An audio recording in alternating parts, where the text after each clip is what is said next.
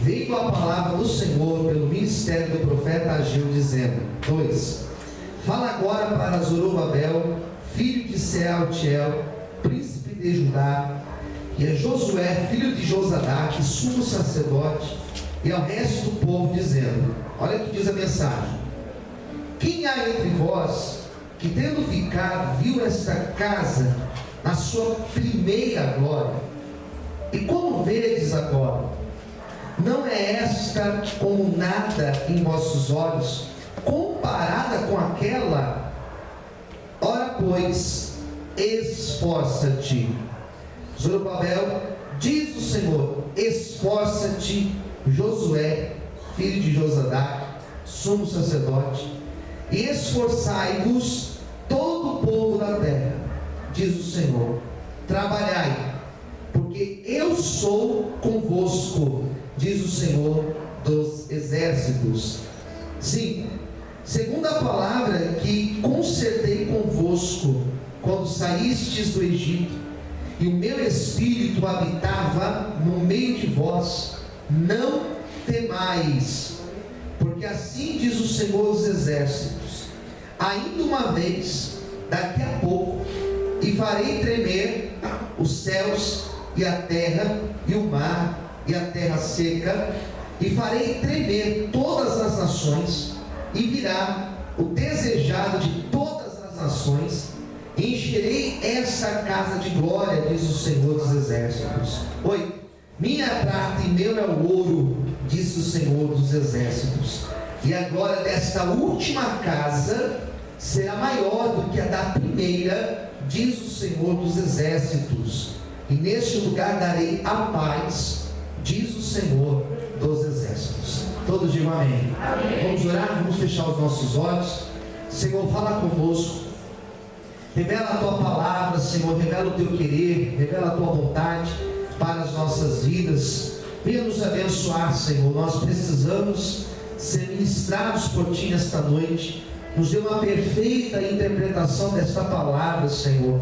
Venha abençoar os meus amigos, as minhas amigas que assistem agora a transmissão do culto, que ouvem pela internet, de qualquer parte onde eles estiverem ouvindo, Senhor. Fale com todos nós. Te damos graças em nome de Jesus. Amém. Você pode aplaudir o Senhor com alegria? Glória a Deus. Eu estava meditando nessa palavra hoje. Foi a palavra que eu comentei um pouco lá na chácara. E nós temos falado de quinta-feira, nós temos falado sobre o profeta Ageu, mas além disso, nós temos falado acerca da vida. E por que algumas coisas dão errado na nossa vida? Por que algumas coisas não acontecem como nós gostaríamos que acontecessem? Porque portas fecham, porque as coisas travam, porque as coisas, ao invés de fluir, elas começam a dar errado. E eu tenho falado acerca deste assunto nessas noites de quinta-feira, usando como base a história do profeta Ageu, aquilo que ele fala. E uma das conclusões que nós podemos tirar, olhando para o profeta Ageu, é que esse povo ele começa a naufragar, eles começam a dar errado, porque eles começam a inverter as prioridades. Deus deixa de ser o centro. Quando o texto vai dizer que eles não se importavam de reconstruir o templo, na verdade eles não estavam se importando de reconstruir o lugar do culto deles. Na verdade eles estavam simplesmente esquecendo de Deus, deixando Deus para segundo plano na vida. Então as coisas começam a dar errado.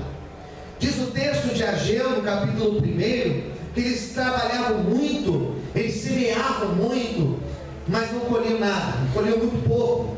Eles até recebiam salário, mas o salário era num saco furado, não dava para nada.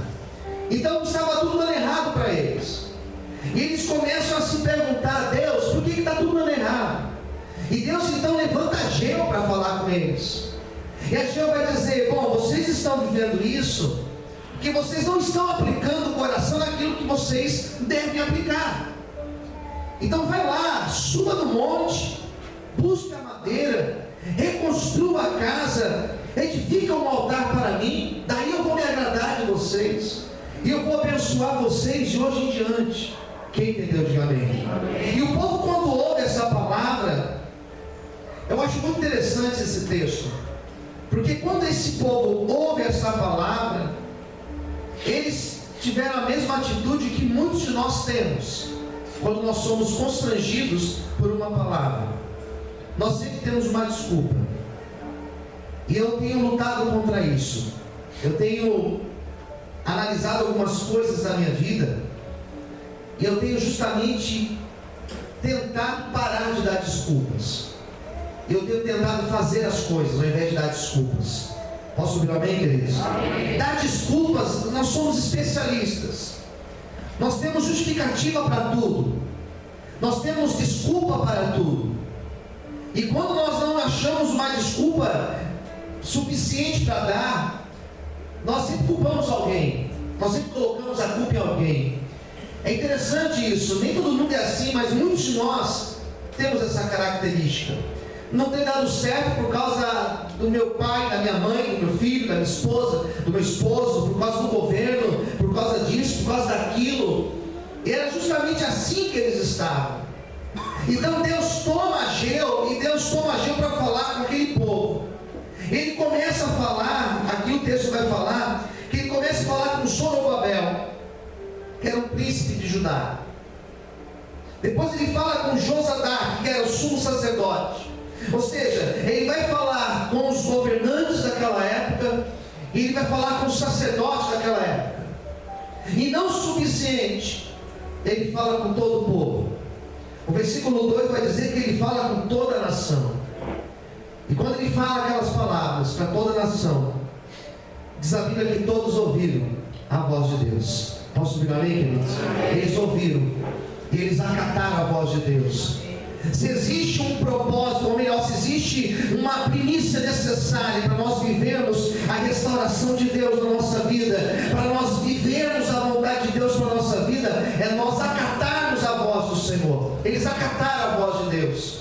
O que o Senhor tem para nós? Eles olharam para Ageu, e eles viram em Ageu um homem de Deus. Eles olharam para aquela profecia de Ageu, e eles entenderam que aquela profecia era a boca de Deus falando com eles, amém? Eles ouviram aquela voz, e eles reconheceram, é Deus falando conosco, então nós vamos obedecer. Queridos, se nós aqui entrarmos pelo caminho da obediência, pode ter certeza, se estava dando errado, começará a dar certo, porque o mesmo Deus que abençoa esse povo, Ele é poderoso para abençoar a nossa vida, amém? Você pode aplaudir o Senhor por isso, aleluia. Glória a Deus. Amém. Aí, antes de qualquer desculpa, Deus começa a falar com eles. E Deus começa a falar com eles da seguinte maneira. Aqui no versículo 4 já começa a profecia. Primeira coisa, esforça-te. Esforça-te. Ainda no versículo 4 ele vai dizer: esforçai-vos. Pela segunda vez. Pela terceira vez, esforça-te, todo o povo. Depois ele fala: e eu serei convosco. Primeira coisa, esforça-te. Esforçar. Quando o texto fala para nós nos esforçarmos na presença de Deus, o texto está dizendo: faça tudo aquilo que você pode fazer. Quem entendeu, diga amém. Faça tudo aquilo que está no teu alcance. Esforçar é tirar forças de onde nós não temos força. Deus levanta o profeta Ageu para dizer: esforça-te, trabalhe. Olha as palavras, versículo 4 e 5. Esforça-te, trabalhe. E o último versículo 5 diz assim: olha, e não temas. Foram 3 ordens seguidas: esforça-te, trabalhe e não tenha medo. Amém? Diga para quem está ao seu lado: esforça-te. Mais alto, diga: esforça-te, trabalhe, não tenha medo. Esforçar, queridos, nem sempre é fácil. Tirar forças no meio de um desânimo não é fácil. Esforçar quando você está sozinho remando não é fácil. Esforçar no meio de uma subida não é fácil. Esforçar debaixo de críticas, debaixo de dúvidas, com pessoas pessimistas do lado, não é fácil. mas era Deus dizendo para aquele povo: tire forças, esforça-te, começa a trabalhar. Aquele povo trabalhava, mas eles estavam trabalhando sem a direção de Deus. Eles estavam trabalhando, diz o texto lá no capítulo 1, que era em prol deles mesmos. Então o Senhor dizia: não, mude o foco, comece a trabalhar na minha obra, comece a trabalhar para mim, esforça-te, não tenha medo. Nós usamos às vezes o medo como uma justificativa para não fazer, para não ir. Às vezes ficamos com receio de dar um passo, às vezes ficamos com receio de tomar uma decisão, às vezes ficamos com receio de sair e estar fora da direção de Deus. Não, o Senhor está dizendo: não temas, pode ir, porque eu serei contigo, diz o Senhor para você nessa noite. Você pode aplaudir e glorificar a Deus, aleluia. Aplaude o Senhor, querido.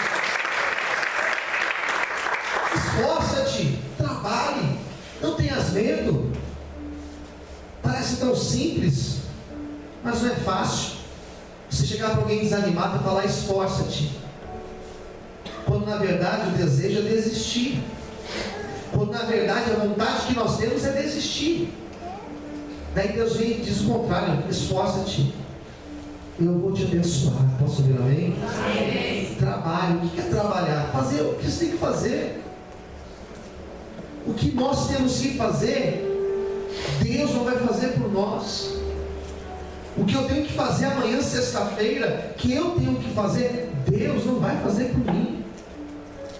E quando nós trabalhamos na direção de Deus, em tudo que nós fazemos, tudo que nós colocamos as mãos, se torna abençoado por Deus. Crê nisso? Quem crê, diga amém. Se torna próspero. Não temas. Por que eles estavam com medo? Por que o medo vem? O medo vem às vezes porque nós somos inseguros. O medo às vezes vem porque nós temos dúvida se realmente foi Deus que falou conosco. O medo às vezes vem em nós quando nós deparamos com um desafio maior do que a nossa mão alcança. Era assim que eles estavam, tudo travado, tudo parado.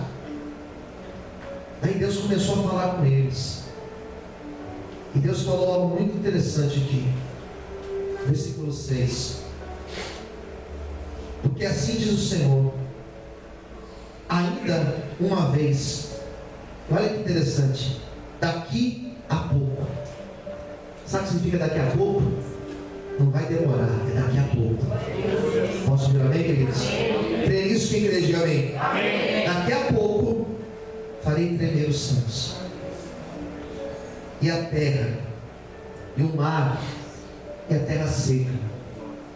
7. E farei tremer todas as nações, e virá o desejado de todas as nações, e encherei esta terra da glória, diz o Senhor dos exércitos. Sabe o que é isso? Daqui a pouco significa não vai demorar, e Deus vai fazer tremer, e Deus vai chacoalhar. Quem crê nisso, diga amém. Amém. Sabe o que é tremer? É Deus balançar as estruturas. Sabe o que é tremer? É Deus fazer um rebuliço. Sabe o que é tremer? É Deus simplesmente chacoalhar as coisas, e parece que tudo vai para fora do lugar, mas na verdade não é fora do lugar, é Deus colocando no lugar. Amém, queridos? Quando nós começamos a orar na direção de Deus, Deus age na nossa casa, faz rebuliço na nossa casa, Deus age no trabalho, Deus age na nossa vida sentimental, Deus age nos nossos projetos, Deus age na nossa vida. Quando nós oramos na direção de Deus, Deus faz tremer, e a glória dele vem sobre nós. Isso acontecerá na tua vida, em nome de Jesus. Receba essa palavra, aplauda o Senhor e glorifica Ele por isso. Aplauda o Senhor, você consegue dar glória a Deus? Eu estava meditando na palavra de Deus, e Deus me dava um texto, vou pregar nos próximos dias, um texto que fala quando o profeta liberou uma palavra para o rei, dizendo: amanhã, a essas horas, haverá abundância. Amanhã, a estas horas, os céus estarão abertos e Deus vai enviar abundância. E diz a Bíblia que o comandante, que era muito ligado ao rei, ele não acreditou. E o profeta falou para ele: você vai ver com os teus olhos, mas você não vai entrar para tomar posse. E justamente assim aconteceu. Em 24 horas, Deus fez tremer e trouxe a provisão. Amém? Eu quero profetizar essa palavra sobre a tua vida. Levanta a tua mão para o céu para receber a palavra de Deus. Amém? O Senhor fará tremer e trará provisão sobre a tua vida, sobre os teus projetos, em nome de Jesus. Quantos podem aplaudir o Senhor e adorar a Deus por isso? Aleluia!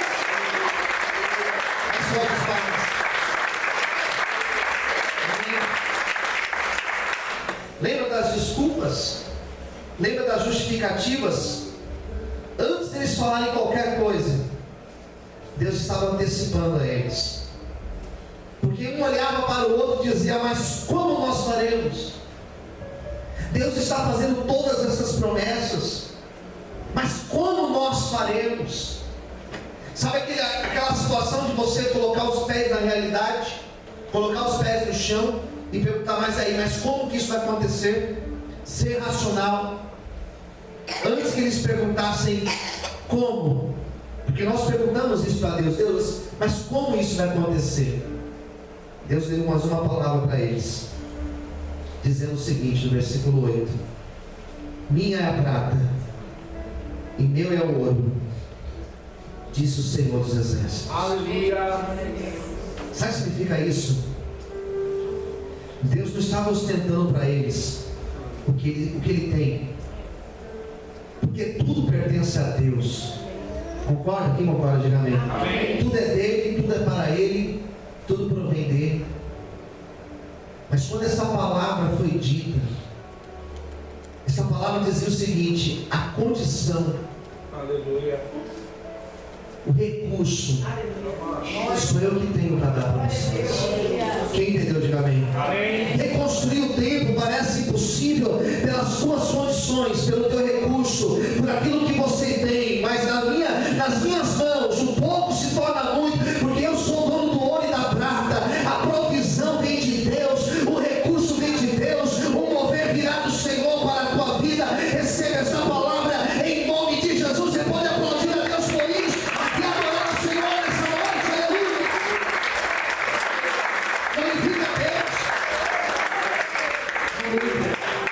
Diga para quem está ao seu lado: o recurso vem de Deus. Eles, a condição vem de Deus, o recurso vem dele. Ele é dono do ouro e da prata. Tudo aquilo que nós precisamos, tudo que nós precisamos está nas mãos de Deus. Posso ouvir amém, queridos? Minha é prata, meu é ouro, diz o Senhor dos Exércitos. Antes eles perguntassem: nós não temos condições, Senhor, como que vai acontecer? O Senhor já respondia: eu vou dar condições. Vocês podem sonhar, porque eu vou dar condições para vocês viverem os sonhos. E para finalizar, versículo 9 é a conclusão, quando ele diz assim: olha, e a glória desta última casa será maior do que a da primeira, diz o Senhor dos Exércitos. E neste lugar eu darei a paz, diz o Senhor dos Exércitos.